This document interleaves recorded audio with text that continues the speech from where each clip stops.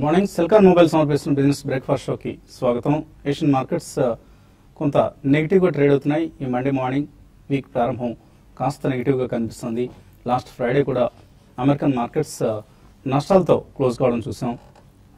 So రెండు concerns మార్కెట్స్లో కనిపిస్తున్నాయి. ఎఫ్ఓఎంసి మీటింగ్ ఈ వారంలో జరగాల్సి ఉంది, 16th and 17th. సో ఈ వారంలో ఒకవేళ అనుకున్న సమయం కంటే ముందుగానే అమెరికాలో వడ్డీ రేట్లు పెంచుతారా, అటువంటి ప్రకటన ఏదైనా ఎఫ్ఓఎంసీ మీటింగ్లో ఉంటుందా అన్న కన్సర్న్ ఒకటి కనిపిస్తుంది. రెండోది గ్రీస్ ఇక ప్రమాదం అంచుకు వచ్చింది. గ్రీస్ ఆర్థిక వ్యవస్థ, అక్కడి క్రెడిటర్స్కి గ్రీస్ ప్రభుత్వానికి మధ్య, ఐఎంఎఫ్ కావచ్చు ఇతర క్రెడిటర్స్కి అలాగే గ్రీస్ ప్రభుత్వానికి మధ్య ఒప్పందం కుదరడం లేదు. పెన్షనర్స్ సంబంధించిన ఇష్యూ అక్కడ ప్రస్తుతం సంక్షోభంలో ఉంది. పెన్షనర్స్కు పెన్షన్ మొత్తాలను తగ్గించాలి అంటూ క్రెడిటర్స్ ఆంక్షలు విధిస్తూ ఉంటే గ్రీస్ ప్రభుత్వం అందుకు ససేమిరా అంటుంది. ఎందుకంటే పెన్షన్ తగ్గించడం అనేది ఎక్కడ ఏ దేశంలోనూ జరగదు కాబట్టి. సో అదే పరిస్థితి గ్రీస్లో కనిపిస్తుంది. సో ఈ రెండు కన్సర్న్స్ కారణంగా ఆల్రెడీ ఇప్పటికే గ్రీస్ తన రుణ చెల్లింపులు పునర్చెల్లింపులకు సంబంధించి పోస్ట్ పోన్ చేసుకుంది, డిఫర్ చేసిందన్న వార్తలు మనం 10 రోజుల క్రితం చూసాం. అదే పరిస్థితి ప్రస్తుతం కొనసాగుతుంది. సో ఇవన్నీ కూడా ఇంటర్నేషనల్ మార్కెట్స్లో, గ్లోబల్ మార్కెట్స్లో కొంత కన్సర్న్స్ కారణం అవుతున్నాయి. అండ్ కొంత స్లైట్ వీక్నెస్ కనిపిస్తుంది ఏషియన్ ఇండిసెస్ అన్నింటిలోనూ. అలాగే ఇండియన్ మార్కెట్స్ కూడా ఫ్రైడే రోజు కొద్దిగా మనం రికవర్ కావడం చూసాం, బట్ అవి నిలబెట్టుకోలేని పరిస్థితి కనిపిస్తుంది. వీకెండ్లో మాత్రం చాలా చాలా పాజిటివ్ డేటా వచ్చింది. ఏప్రిల్ ఐఐపీ నెంబర్ 4.1% నమోదైంది. ఇందులో ప్రధానంగా మ్యానుఫ్యాక్చరింగ్ అలాగే క్యాపిటల్ గూడ్స్ ఈ రెండు రంగాలు చాలా రోబస్ట్ గ్రోత్ కనపరుస్తున్నాయి. అలాగే మే నెల ఇన్ఫ్లేషన్ నెంబర్ కూడా కొద్దిగా స్లైట్లీ పెరిగింది. 4.8 నుంచి 5%కి, 4.87 నుంచి 5.01%కి పెరగడం చూసాం. సో అది పెద్ద ఆందోళన కలిగించే అంశం కాదు. బట్ ఐఐపీ నెంబర్ పెరగడం అనేది మాత్రం ఎకానమీకి సంబంధించి ఒక శుభ సూచకంగా మనం తీసుకోవాలి. అయితే మార్కెట్స్లో మాత్రం ఓవర్సోల్డ్ పరిస్థితి కొనసాగుతోంది. ఈ జూన్ సిరీస్ కొద్దిగా షార్ట్ సిరీస్గా చెప్పుకోవచ్చు. ఇంకా 9 సెషన్సే మిగిలింది. సో 24th రోజు మనకు F&O ఎక్స్పైరీ కాబోతోంది June series. So markets oversold టెరిటరీలో ఉన్నప్పటికీ కూడా ఇంకా వీక్నెస్ కొనసాగుతూనే ఉంది. ఇది మార్కెట్ సంబంధించి కొంత నెగిటివ్ డెవలప్మెంట్. ఇండియన్ మార్కెట్స్ చాలా చాలా అండర్ పెర్ఫార్మ్ చేస్తున్నాయి. చైనీస్ మార్కెట్స్ ఈ నెలలోనే మనం 12% పెరగడం చూసాం. జూన్ నెలలో ఇండియన్ మార్కెట్ 5% రికవర్ అయింది లో లెవెల్స్ నుంచి. It is not a growth అని చెప్పుకోవచ్చు. అలాగే నిఫ్టీకి సంబంధించి ఎప్పటికప్పుడు లోవర్ లెవెల్స్ చూస్తున్నాం. 8,000 లెవెల్ కిందకు వచ్చేసింది. 7880 ఈ లెవెల్ నిలబెట్టుకోవడం కీలకం అంటున్నారు చార్టిస్ట్. ఈ పరిస్థితిలో మార్కెట్స్లో ఏదైనా ఒక డైనమిక్ న్యూస్, అది మాన్సూన్ పరంగా కావచ్చు, లేదా కార్పొరేట్ డెవలప్మెంట్స్ ఏమైనా కావచ్చు, లేదా మొన్న వచ్చిన ఏప్రిల్ నెల ఏపీ లాగా ఒక మ్యాక్రో ఫిగర్ కావచ్చు, సంథింగ్ అనూహ్యమైనది ఏదైనా జరిగితే తప్ప, ఒక పాజిటివ్ సర్ప్రైజ్ వస్తే తప్ప మార్కెట్స్ రికవర్ అయ్యే ఛాన్సెస్ కనపట్లేదు. అండ్ స్టాక్ స్పెసిఫిక్ యాక్షన్ కూడా కొనసాగుతుంది. వేదాంత, కెయిన్ ఎనర్జీ ఈ రెండు కంపెనీలు ఒక మెగా మెర్జర్కు సిద్ధమవుతున్నాయి. 1:1 నిష్పత్తిలో షేర్లు కేటాయించబోతున్నారు. ప్రస్తుతం ఉన్న షేర్లకు అదనంగా మరొక 72 కోట్ల షేర్లను కెయిన్ ఇండియా షేర్ వేదాంత షేర్ హోల్డర్స్కు, కెయిన్ ఇండియా షేర్ హోల్డర్స్కు మధ్య ఒక ఈక్వేషన్ మనకు ప్రస్తుతం కనిపిస్తుంది. అలాగే ఐటీ స్టాక్స్ వీక్ అవడం చూసిన H1B ఇష్యూ సంబంధించి కొంత ఆందోళన కనిపిస్తుంది ఐటీ కంపెనీస్కు. ఇది కొంత నెగిటివ్ డెవలప్మెంట్కి చెప్తున్నారు. అందువల్ల ఫ్రైడే రోజు మనం సెల్లింగ్ చూసాం. ఇలా కొంత, అలాగే బ్యాంక్ షేర్లు ఏ విధంగా బిహేవ్ చేస్తాయి, ఇవన్నీ కూడా రాబోయే రోజుల్లో మార్కెట్స్ గమనాన్ని ప్రభావితం చేయబోతున్న అంశాలు. సో కేర్ఫుల్గా ఉండాలి, బట్ ఎప్పటికప్పుడు వాల్యూ పిక్స్ను సెలెక్ట్ చేసుకోవాలి. ఇది మనం ఎప్పుడు అనుకుంటున్న అంశం. ఇక మార్కెట్స్ పరిస్థితి గురించి మాట్లాడేందుకు అనలిస్ట్ సిద్ధంగా ఉన్నారు. అండ్ ప్రేక్షకులకు మన అభిమాన అనలిస్ట్ బాలసుబ్రహ్మణ్యం గారు ఇవాళ నుంచి మళ్ళీ మనతో జాయిన్ అవుతున్నారు. సో వెల్కమ్ బ్యాక్ బాల గారు. అమెరికా పర్యటన ముగించుకొని వచ్చారు, చక్కగా వెకేషన్ తీస్తున్నారు. అందరూ మేలో ఆమెసుకుని వెళ్ళిపోండి అంటారు. అదే పద్ధతి మీరు ఫాలో అయినట్లు కనిపిస్తుంది. అయితే కొంత మేలో అంత సర్ప్రైజ్ చేయలేదు, కానీ మార్కెట్స్ మేలో బాగానే ఉన్నాయి. జూన్ లోనే సర్ప్రైజ్ చేస్తున్నాయి. సో సెలిన్ మే కంటే కూడా సెలిన్ జూన్ ఎక్కువ ఫాలో అయినట్లు కనిపిస్తుంది. సో ఎలా జరిగింది మీ అమెరికా పర్యటన? చక్కగా జరిగిందండి, చాలా బాగా జరిగింది. So we had a nice holiday, thanks to all of you. And continuously market తో అంత టచ్ లో లేకపోయినా కానీ మీ అందరితో కూడా టచ్ లో ఉండనేది చాలా, it was a very wonderful and memorable trip. So చక్కగా జరిగిందని చెప్పాలండి. సో మార్కెట్స్ ని అక్కడ నుంచి ఎలా విహంగ వీక్షణ ఎలా చేశారు? అంటే బేసికలీ ఎక్కువ ఫాలో కాలేదండి, ఓన్లీ ఆన్ వీకెండ్స్. ఎందుకంటే హాలిడే వెళ్ళినప్పుడు కూడా మనం definitely day to day markets follow అవడం అనేది అంత ఉత్తమం కదా. And I been travelling a lot, అంటే స్టేషనరీగా ఒక చోట లేవు. సో అమెరికాలో కూడా almost 3 to 4 states across the north eastern region అంతా ట్రావెల్ చేస్తున్నాం కాబట్టి ఎక్కువ డే టు డే మాత్రం మనం అంతగా ఫాలో కాలేదు మార్కెట్ని. బట్ ఓవరాల్ మ్యాక్రో ట్రెండ్స్ అనేది మన దగ్గర కూడా, డొమెస్టిక్ ట్రెండ్స్ అనేది కొంచెం ఫాలో అయ్యాను. బట్ చూసుకుంటే లాస్ట్ 1 week లో కూడా కొంచెం మీరు ఇందాక మెన్షన్ చేసినట్టు మార్కెట్ లో మనకి domestic data is really positive అండి. నాట్ ఓన్లీ 3-4 ఫ్యాక్టర్స్ మీరు మెన్షన్ చేశారు, ఇదే కాకుండా మనకి ఇండైరెక్ట్ టాక్సెస్ కలెక్షన్ కూడా చాలా స్ట్రాంగ్ గా ఉంది. సో ఇవన్నీ కూడా they will definitely be positive over the future. అంటే మనకి ఇమీడియట్ షార్ట్ ట్రెండ్ అనేది కొద్దిగా మాన్సూన్ ప్రోగ్రెస్ బాగుంటే, జాగ్రఫికలీ వైడ్ స్ప్రెడ్, తప్పకుండా మనకి మార్కెట్ లో ఇది ఒక మంచి సూచన అనే చెప్పాలి. సో ఓవరాల్ గా మనకి 2 డిబాకిల్స్ అండి. ఒకటి Greece, which should not be a major cause of concern. ఒకటి ఇంట్రెస్ట్ రేట్ రైజ్ అనేది ఎంత ఫాస్ట్ గా ఉంటుంది అమెరికాలో. సో అమెరికాలో కూడా మనకి కొంచెం జీడిపి అనేది బాగానే ఉందండి, ఆల్మోస్ట్ 2.5 to 3% మధ్యలో ఉంది. They are spending a lot of money, billions and billions of dollars. కాబట్టి కొంచెం మ్యాక్రో ట్రెండ్స్ చూసుకుంటే స్వల్పంగా అక్కడ ఇంట్రెస్ట్ రేట్స్ పెరిగినా మనకి మేజర్ అవుట్ఫ్లో అనేది ఉండకపోవచ్చనే అనిపిస్తుంది. ఎందుకంటే లాస్ట్ డ్యామేజ్ ఏదైతే కావాలో లాస్ట్ 2 months లోనే కొంచెం ఎఫ్ఐఎస్ పుల్అవుట్ అనేది జరిగింది. అండ్ రూపీస్ స్టెబిలిటీ మనం రీజనబుల్లీ స్ట్రాంగ్ అనే చూస్తున్నాం, బిట్వీన్ 63.5 and 64.5 లోనే మనకి కొట్టుమిట్టాడుతుంది. సో డెఫినెట్లీ ఈ డొమెస్టిక్ ఫ్యాక్టర్స్ పోను కొంచెం మనకి మాన్సూన్ బాగుండి, ఇన్ఫ్లేషన్ కట్టుదిట్టం అయ్యి, ఈ industrial production, definitely capital goods అనేది, ఇన్ఫ్రాస్ట్రక్చర్ రంగానికి కూడా మనకి ఇండైరెక్ట్ ట్యాక్స్ కలెక్షన్ ఎక్కువ ఉంది కాబట్టి అలొకేషన్స్ కూడా పెరుగుతాయని వార్తలు వస్తున్నాయి ఫైనాన్స్ మినిస్ట్రీ నుంచి. సో ఇవన్నీ కూడా పాజిటివ్ డేటా మనకి నెక్స్ట్ 1 or 2 quarters లో వస్తే తప్పకుండా మార్కెట్ లో మేజర్ డ్యామేజ్ ఇక్కడ నుంచి జరగకపోవచ్చు. స్లైట్ కరెక్షన్స్ అనేవి ఉంటాయి. ఇండివిజువల్ స్టాక్స్ లో చూసుకుంటే మనకి ఫ్రంట్ లైన్ స్టాక్స్ కూడా మోర్ దెన్ 20-25% కరెక్షన్ చూసాం. Mid cap stocks almost 30-40% correction చూసాం. సో ఐ థింక్ నెక్స్ట్ ఈ మంత్ ఎండ్ లోపల I think it's a very interesting time అండి. బట్ లాంగ్ టర్మ్ ఇన్వెస్టర్స్ ఎవరైతే అట్లీస్ట్ 18 to 24 months వ్యూ ఉందో తప్పకుండా వాళ్ళు they should seriously look at market అండి. ఎందుకంటే this is the only asset class, మళ్ళీ కూడా రిపీట్ చేసి నెక్స్ట్ 2-3 years మార్కెట్ బాగానే ఉంటుంది. This is a normal correction. Eventually fundamentals will only rule the stock price మనం పదే చెప్తూనే ఉంటాం. ఈసారి టైమ్ వైజ్ కరెక్షన్ కూడా బాగానే అయింది, ఇండివిజువల్ స్టాక్ వైజ్ కానివ్వండి, సెక్టర్ వైజ్ కానివ్వండి, అన్ని అయినా కాబట్టి I think over the next 3 months one should definitely utilise the opportunity. ఈ అవకాశం వినియోగించుకుని తప్పకుండా మంచి క్వాలిటీ ఫ్రంట్ లైన్ స్టాక్స్ లో ఎక్స్పోజర్ కొద్దిగా తీసుకోవడం అనేది చాలా ఉత్తమం అనే చెప్తానండి. టెక్నికల్లీ ఎలా కనిపిస్తున్నాయి మార్కెట్స్? ఐ థింక్ గత వారం మనం థర్స్డే రోజు చూసాం, ఆల్మోస్ట్ 160 points క్రాక్ వచ్చినా కూడా మార్కెట్ ఫ్రైడే రోజు కొద్దిగా నిలదొక్కోగలిగింది. సో దీని ప్రకారం ఏమనిపిస్తుందంటే మనం 7997 ఏదైతే ప్రీవియస్ స్వింగ్ లో కింద క్లోజ్ అయ్యామో, ప్రాబ్లీ న్యూ లెవెల్స్ అయితే డెఫినెట్ గా ఓపెన్ అయినాయి. ఇందాక మీరు చెప్పినట్టు 7856 I think that's where I think కొద్ది మంచి సపోర్ట్ ఉండే అవకాశం ఉంది నిఫ్టీకి. అది కనుక బ్రీచ్ అయితే 7723 దగ్గర ఒక మంచి సపోర్ట్ ఉంది నిఫ్టీలో. సో డెఫినెట్లీ మనం లోవర్ లెవెల్స్ లో ఉన్నాం కాబట్టి, lower levels of the range దగ్గర ఉన్నాం కాబట్టి I think by on dips అని చెప్పొచ్చు ఈ స్టేజ్ లో. సో బేసికలీ ఈ రోజు మార్కెట్ కనుక 8056 అబోవ్ క్లోజ్ అవుతే ఐ థింక్ ఫ్రైడేలో ఏదైతే ఉందో 7940 స్టాప్ లాస్ పెట్టి లాంగ్ పొజిషన్స్ ఇనిషియేట్ చేయొచ్చు. ఎందుకంటే మనకి ఎవ్రీ టైం 8000 కిందకి కరెక్ట్ కావంగానే బేసికలీ ఐ థింక్ సైకలాజికలీ మనకి 300-400 points కరెక్షన్ వస్తుందని అనుకుంటాం. బట్ లాస్ట్ టైం కూడా మనం చూసాం 8000 నుంచి 8450 దాకా వెళ్ళటం చూసాం. So definitely pull back rallies అనేవి ఉంటాయి మార్కెట్ లో. సో మనం లోవర్ లెవెల్లో ఉన్నాం కాబట్టి బై అండ్ డిప్స్ అని చెప్పొచ్చు. మేబీ మొన్నట్లో చాలా స్ట్రిక్ట్ గా స్టాప్ లాస్ పెట్టుకోవాలి 7940 ఏదైతే ఉందో క్లోజింగ్ బేసిస్ లో.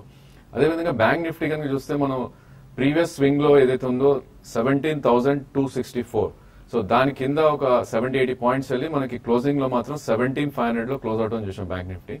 సో దీని ఇండికేషన్ ఏంటంటే నిఫ్టీని అవుట్ పర్ఫార్మ్ చేస్తుంది bank Nifty. So even bank Nifty కూడా బై ఆన్ డిప్స్ అని చెప్పొచ్చు ఈ స్టేజ్ లో.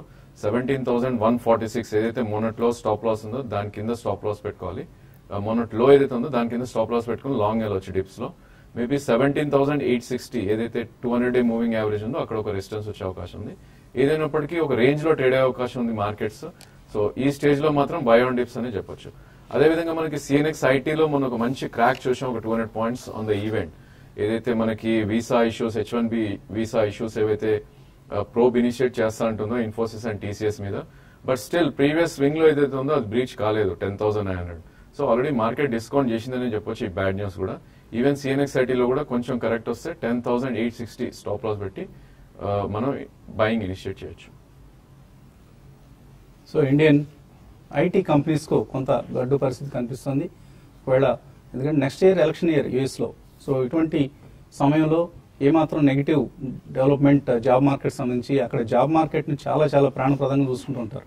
ఈవెన్ 0.01% తేడా కనపడినా కూడా ఎంప్లాయ్మెంట్ రేట్లో ప్రభుత్వాలు వెంటనే ఉలిక్కి పడతాయి.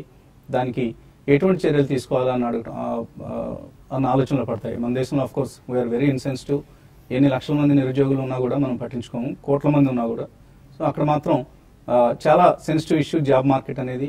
అండ్ యూఎస్లో పర్మనెంట్ వర్కర్స్ని తీసివేసి H1B వీసా హోల్డర్స్ను ఇన్ఫోసిస్, TCS లాంటి సంస్థల నుంచి తీసుకుంటున్నాయి. అక్కడ large companies, publicly traded companies అన్న వార్తలు రావడం, దాని మీద లేబర్ డిపార్ట్మెంట్ ఇన్వెస్టిగేషన్ వేయటం, ఇదంతా ఐటీ కంపెనీస్ సంబంధించి ఒక నెగిటివ్ న్యూస్. సో దీన్ని మేబీ మార్కెట్స్లో రాబోయే రోజుల్లో కూడా కొంత ప్రభావం ఉండే అవకాశం ఉంది. కేర్ఫుల్గా వాచ్ చేస్తుండండి ఐటీ కంపెనీస్లో, especially big IT companies, Infosys, TCS, Cognizant, ఇటువంటి స్టాక్స్ను. కాలర్స్ లైన్లో ఉన్నారు. బెంగళూరు నుంచి first caller Srinivas. Hello. Hello, అడగండి శ్రీనివాస్. ఏం లేదండి, అది నేను ఐడియా లో ఇన్వెస్ట్ చేశాను 1.5 year అయింది. ఇప్పుడు 170 దగ్గర ఇక్కడ ఉంది. సో అది కంటిన్యూ చేయొచ్చు? అది ఫస్ట్ క్వశ్చన్. రెండు టాప్ మ్యూచువల్ ఫండ్స్ చెప్తారండి, 2-3 with 1.5 year investment time frame. Okay, so idea cellular సంబంధించినటువంటి సలహా ఇస్తారు. ఐడియా చూస్తే కనుక బేసికలీ ఇది ఒక ట్రేడింగ్ జోన్ లో ఉందండి. మనకి 204 నుంచి ప్రాబ్లీ 143 దీని ట్రేడింగ్ జోన్ గా చెప్పుకోవచ్చు. సో స్టాక్ అయితే డెఫినెట్ గా 200-day moving average above trade అవుతుంది యాజ్ ఆఫ్ నా 164. సో మీరు 1.5 year నుంచి హోల్డ్ చేస్తున్నారు కాబట్టి డెఫినెట్ గా హోల్డ్ చేయండి. స్ట్రాంగ్ గా ట్రేడ్ అవుతున్న స్టాక్. మేబీ 140-135 మధ్యలోకి వస్తే ఇంకొద్ది యావరేజ్ చేయడానికి ట్రై చేయండి. నెక్స్ట్ 1 to 1.5 year కనుక హోల్డ్ చేస్తే ఫర్దర్ ఇది 230 to 240 దాకా వెళ్ళే అవకాశం ఉంది. చాలా strong chart, you can hold. So mutual funds లో పదే చెప్తున్నానండి. ఫ్రాంక్లిన్ ఇండియా ఆపర్చునిటీస్ ఫండ్ కావచ్చు, అలాగే ఐసిఐసిఐ ప్రుడెన్షియల్లో వాల్యూ డిస్కవరీ ఫండ్ కావచ్చు, ఆర్ ఐసిఐసిఐ ప్రుడెన్షియల్లోనే blue chip, focus blue chip scheme కావచ్చు, or even SBI blue chip fund, ఇటువంటివన్నీ కూడా ఇన్వెస్ట్మెంట్ చాలా చాలా అనుకూలంగా ఉన్నాయి. ఈ సమయంలో SIP చేయడం ప్రారంభించండి. ఇప్పుడున్న వీక్ మార్కెట్లో ఇన్వెస్ట్ చేస్తే మీకు నెక్స్ట్ 3 to 5 years లో చక్కటి రిటర్న్స్ వస్తాయి. తర్వాత కలర్ సంజీవరావు లైన్ లో ఉన్నారు. Hello sir. నమస్తే సార్. నమస్తే అండి, అడగండి. సార్, నేను మా వాడి హైయర్ ఎడ్యుకేషన్ కొని నేను CPF లోంచి నాన్ రిఫండ్ విత్ ఒక 6 lakhs తీసుకున్నాను సార్. దానివల్ల నాకు 9.5% ఇంట్రెస్ట్ లూజ్ అవుతున్నాను. అందుకని నేను 6 లక్షలు మా వాడేమో ఇప్పుడు MS చేయను, 2 years తర్వాత చేస్తానంటున్నాడు సార్. అందుకని 2 years రోజుల్లో నేను 6 lakhs అదే మోర్ దాన్ 9.5 ఇంట్రెస్ట్ వచ్చేట్టుగా నాకు స్టాక్స్ చెప్పగలరా? స్టాక్స్ లో ఇంట్రెస్ట్ ఏం రాదండి, డివిడెండ్ వస్తుంటుంది కొద్దిగా. మంచి బ్లూ చిప్ కంపెనీస్ లో ఇన్వెస్ట్ చేస్తే that works out around 3 to 4% yield కనిపిస్తుంది మనకి ఇన్వెస్ట్మెంట్ మీద, అక్కడ ఉన్న షేర్ ప్రైస్ మీద. బట్ 9.5% గ్యారంటీడ్ రిటర్న్ వస్తుంది అని మనం, అందులో మీరు 2 సంవత్సరాలు అంటున్నారు, 2 సంవత్సరాలు వాయిదా వేసుకుంటా అంటున్నారు. సో ఎటువంటి బెస్ట్ మ్యూచువల్ ఫండ్ అనండి, మేబీ బ్యాలెన్స్డ్ ఫండ్. ఎందుకంటే last 10 to 15 years average rate of return తీసుకుని అబౌట్ 15 to 16% వచ్చిందండి. సో డైరెక్ట్ స్టాక్స్ కొద్దిగా రిస్క్ ఎక్కువ ఉంటుంది. 2 years మధ్యలో కూడా ఒకవేళ ఏదైనా మనసు మారి ఒకవేళ వెళ్లాల్సి వచ్చినప్పుడు కూడా క్యాపిటల్ లాస్ అనేది తీసుకోండి. సో దానికంటే బెస్ట్ నెక్స్ట్ 1 or 2 months లో ఒక 2 or 3 ఇన్స్టాల్మెంట్స్ కింద 2 lakhs మంచి బ్యాలెన్స్డ్ ఫండ్, ICICI కానివ్వండి, HDFC కానివ్వండి, ఏ అసెట్ మేనేజ్మెంట్ కంపెనీ అయినా బ్యాలెన్స్ ఫండ్ లో మీరు పెట్టుకుంటే ఐ థింక్ డెఫినెట్లీ 9.5% కంటే ఎక్కువ వచ్చే అవకాశం 2 years లో మాత్రం ఉందండి. సో టాటా బ్యాలెన్స్ ఫండ్ తీసుకుంటే లాస్ట్ 1 year లో 24.7% వచ్చింది. 3 year రిటర్న్ యావరేజ్ తీసుకున్నప్పుడు 24% కనిపిస్తుందండి. ఇందులో ఏంటంటే 50% డెట్ లో ఇన్వెస్ట్ చేస్తారు, ఒక 50% ఈక్విటీస్ లో ఇన్వెస్ట్ చేస్తుంటారు. అందుకని వీటిని బ్యాలెన్స్డ్ ఫండ్ అంటూ ఉంటారు. సో బాలాగారు చెప్పినట్లు ఒక బ్యాలెన్స్డ్ ఫండ్ సెలెక్ట్ చేసుకోండి. ప్రాబ్లీ టాటా బ్యాలెన్స్డ్ ఫండ్ లేదా HDFC ప్రుడెన్స్ లో కూడా మంచి రిటర్న్స్ కనిపిస్తున్నాయి మనకు. మరిన్ని కాల్స్ అలాగే మెయిల్స్ తీసుకునే ముందు కాసేపు ప్రకటన.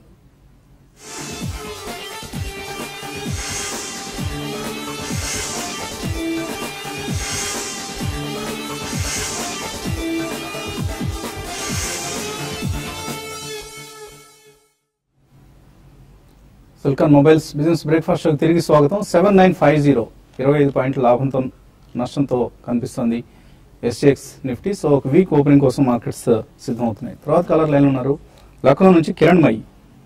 హలో. హలో జయశ్రీటి 103 లో ఉంది సార్.